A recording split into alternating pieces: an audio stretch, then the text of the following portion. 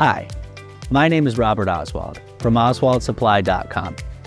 In this video, I'm going to show you how to replace a trash chute door handle. So here are some basic safety precautions before we get started. Number 1, make sure all doors above and below the floor that you're working on are locked and secured. Number 2, make sure the compactor is off.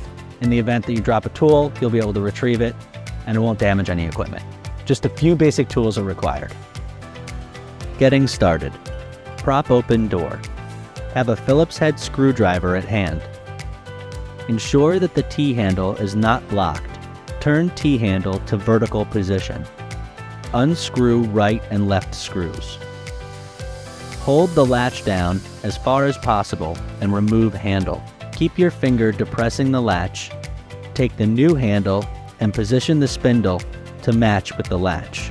Slide new handle into position and install new screws. Open and close door, making sure the door latch is shut. Handle is installed. All of these parts can be purchased directly online at OswaldSupply.com. They can be found under the Trash Chute Door tab. I hope this was helpful. Thanks for watching. My name is Robert Oswald. For more how-to videos, please visit our website, OswaldSupply.com.